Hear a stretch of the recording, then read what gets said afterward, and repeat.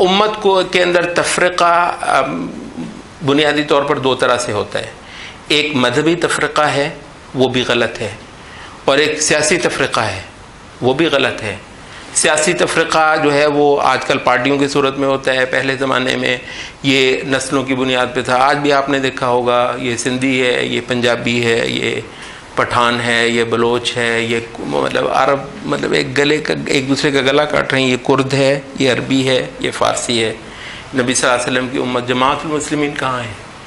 تو وہ پتہ نہیں کہاں ہے. تو مطلب یہ جو ہوتا ہے نسلی، سیاسی، علاقائی، لسانی بنیادوں پر یہ امت کو توڑنا اور امت کو بانٹنا بہت بڑے گناہوں میں سے ایک گناہ ہے.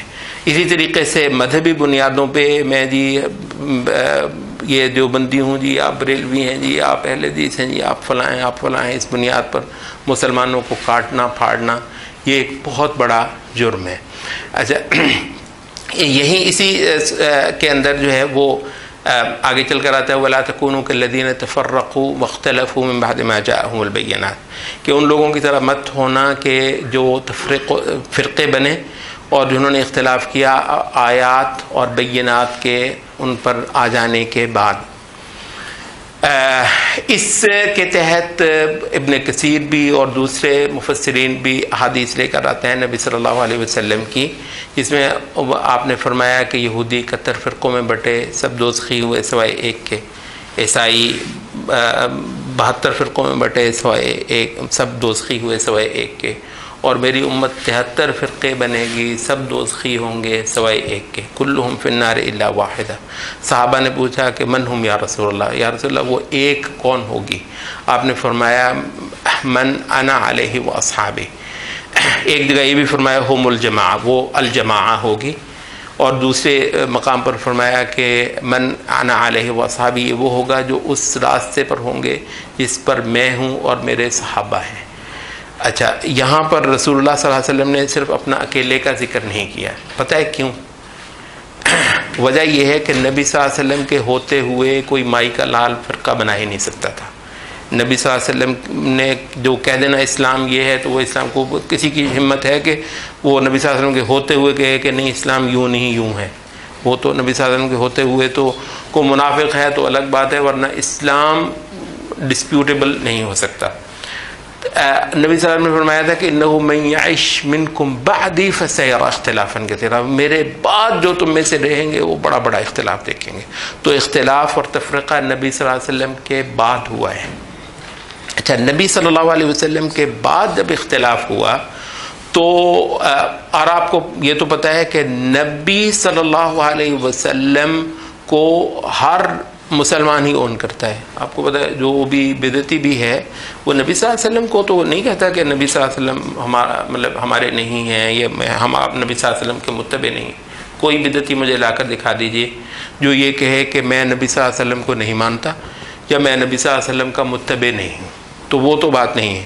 اچھا، اب یہاں پر ہم نے کیسے اندازہ کرنا ہے کہ وہ ایک فرقہ ناجیہ جو انشاءاللہ العزیز دوزخ کے راستے سے ہٹا رہے گا، قیامت تک کے لیے وہ صحیح راستے پر رہے گا، وہ کون سا ہے؟ اس کے لیے نبی صلی اللہ علیہ وسلم نے اپنے ساتھ صحابہ کا ذکر کیا. یہ وجہ ہے کہ نبی صلی اللہ علیہ وسلم نے اپنا اکیلے کا ذکر نہیں فرمایا، اور یہ کمال مہربانی ہے نبی صلی اللہ علیہ وسلم کی.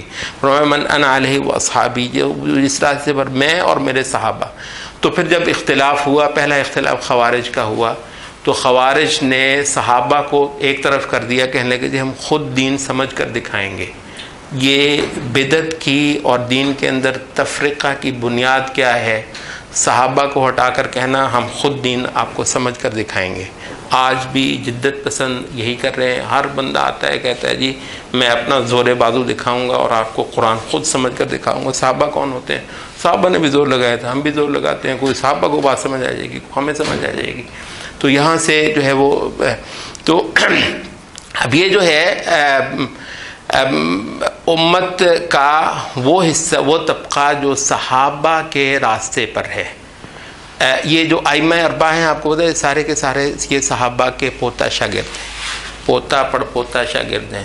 باقاعدہ طور پر صحابہ کے جو پڑھائے ہوئے شاگرد ہیں ان شاگردوں جنہوں نے صحابہ سے باقاعدہ سندیں لی، اجازتیں لی، صحابہ نے باقاعدہ ان کو اون کیا، صحابہ کے ہوتے ہوئے یہ فتوے تک دے رہے تھے، ان لوگوں نے آگے پھر جا کر ان صحابہ کو بڑھایا، تو یہ باقاعدہ اون کرتے ہیں۔ چاروں کے چاروں جو مذاہب ہیں ان کے اصولوں میں سے باقاعدہ یہ اصول ہے کہ جہاں صحابہ کا کوئی قول ہوگا وہاں ہم اپنا جو ہے نا وہ اپنا زور نہیں لگائیں گے۔